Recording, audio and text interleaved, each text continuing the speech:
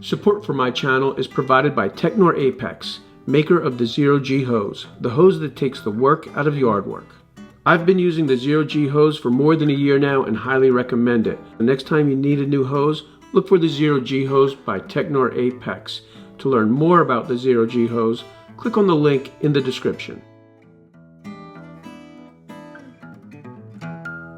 Today I'm going to be spraying Benjamin Moore Advance. I've never used this product before. I've heard good things about it. Benjamin Moore is not a sponsor of the show. I'd like them to be. And I've used their products for years, but they're not a sponsor. But I always hear good things about Advance. This is what all the guys are using on all the built-ins and kitchen cabinets around here. So I figured it's about time to test it out and hopefully get good at spraying it, because that will make life a lot easier. It's just so much easier to spray than it is to brush paint.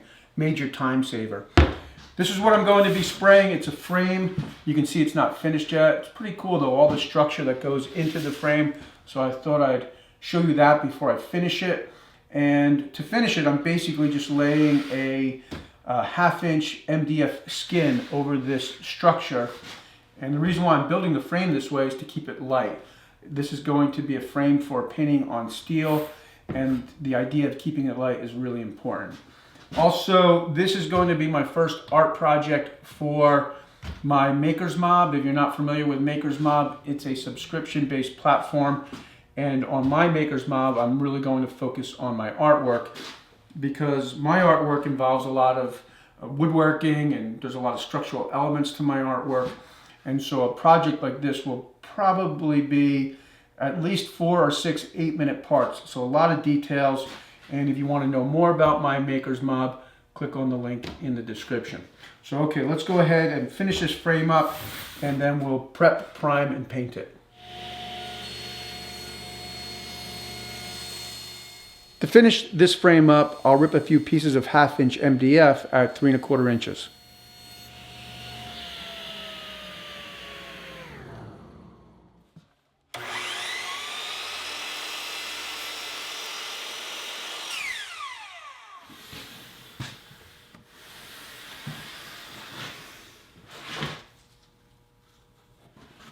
When I attach the 1/2-inch MDF, I'll keep it flush on the inside of the frame, and any overhang that's on the outside of the frame will be trimmed up with a flush cut bit in the router.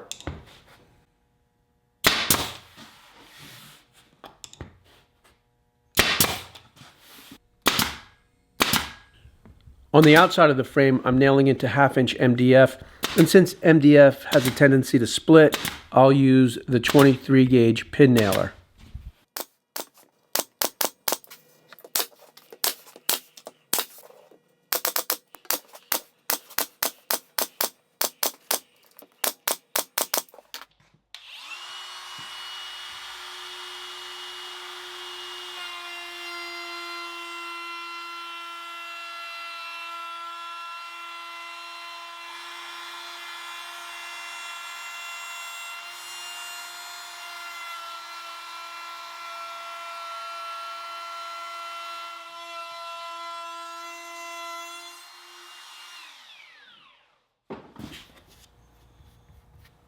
For the fill, I'm using joint compound, and that's what I use on most interior painted projects.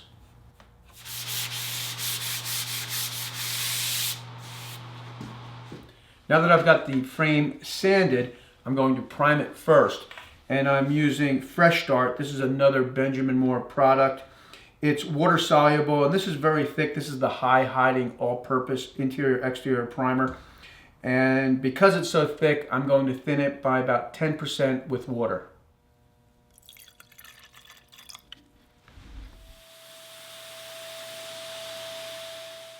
I've mixed the primer thoroughly, and the sprayer that I'm using is the Rockler spray gun. I think it's an okay spray gun for the money. It's a very inexpensive way to get started spraying.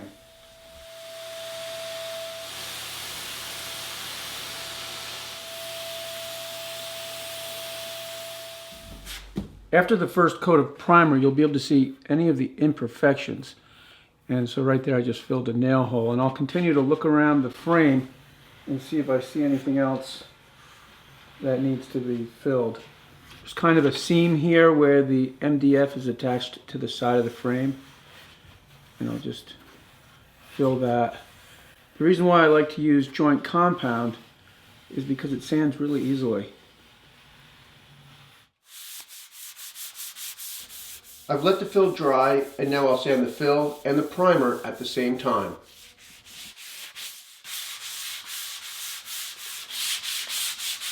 I've sanded the frame and now I've got a really smooth finish. The first coat of primer is going to raise the grain, especially on the cut edge of the MDF. And once you sand that, you just get a nice smooth finish. The next step is to spray it with one more coat of primer.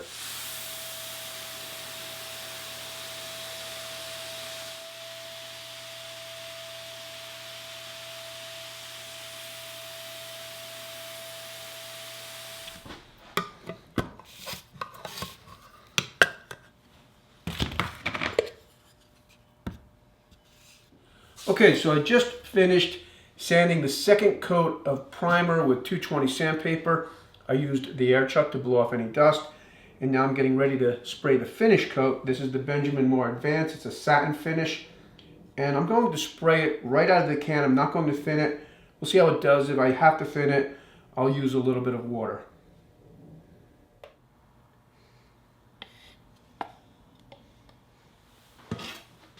This is how this gun works.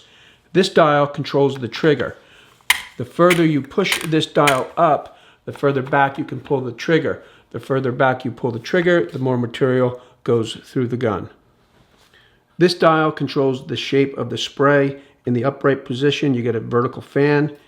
In this position, you get a cone or a circular cone. And in the down position, you get a horizontal fan. I've set the gun to spray a vertical fan, and I'll test it out on this piece of cardboard first.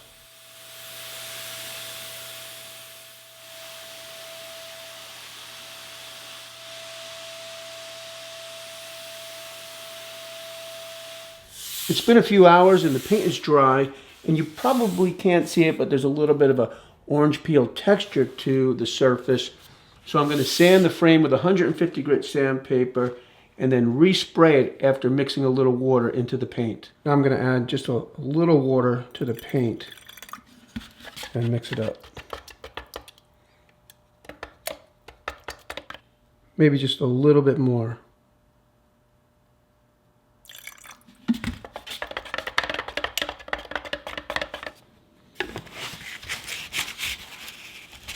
With the paint thinned out, I'll do another test on this piece of cardboard.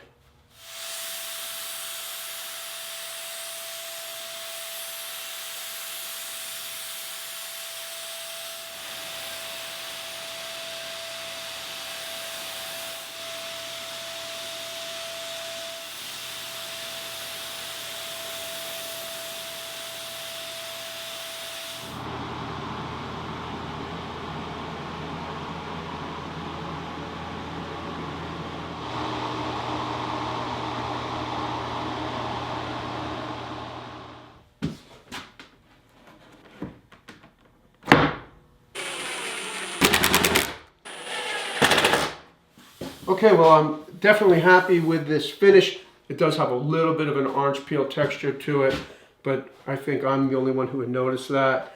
And that's because I didn't thin the paint out at the very beginning. So if you're going to spray this Advance, definitely thin the paint by maybe 10 or 15% from the get-go.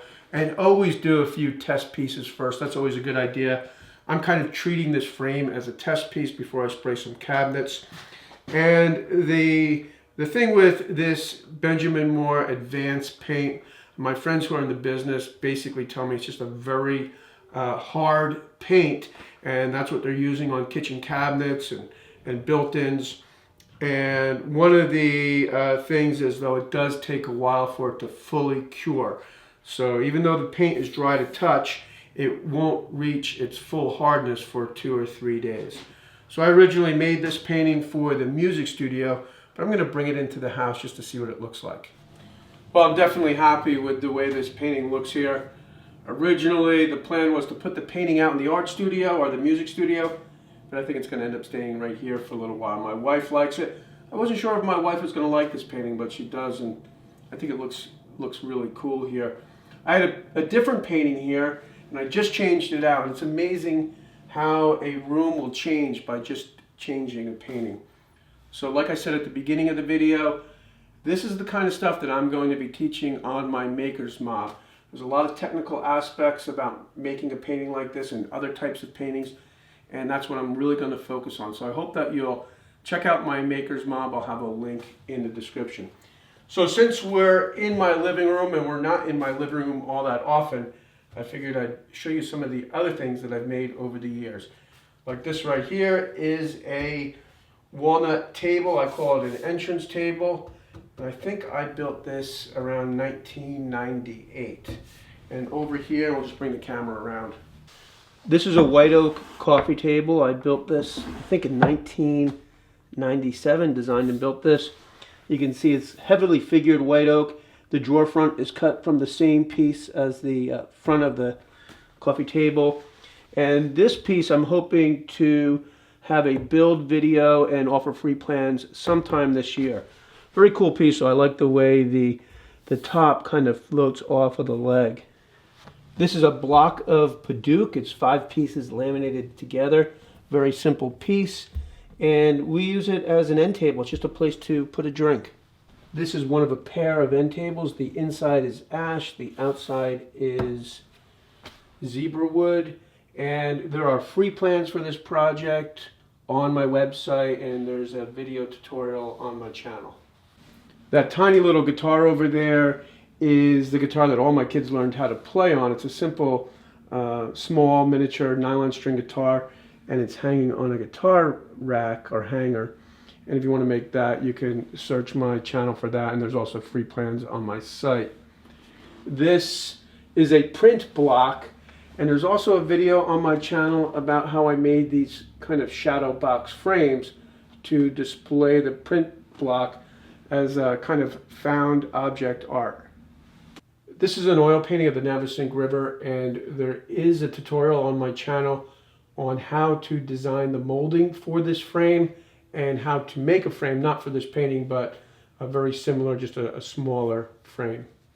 This is a piggy bank that I made for my daughter a few years ago, and it stays on the mantle here, and I always just put my loose change in here. This is how it works. Whoops. Anyway, that's how it works. And there is free plans on my channel for this project. It's a fun project. This is one of those things, if you make it for one of your kids, they'll always have it. This is kind of an abstract painting of poppies. The painting is painted on wood, and the frame is a really popular video on my channel. I think it's close to 800,000 views. The molding on the frame, I believe, is made only on the table saw. I'm not sure about the bead molding, but the cove on the inside of the frame was made with the table saw. If you want to see that video, search on my channel how to make molding with a table saw. This is the last piece we'll look at. It's a pretty old piece. I made this around 1999, maybe 2000. It's white oak. The drawer pulls are mahogany. The accent wood is mahogany.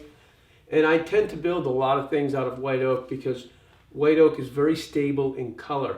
It doesn't really change that much. If you think of woods like cherry and walnut, walnut's a beautiful wood, but it tends to bleach out if it's in direct sunlight.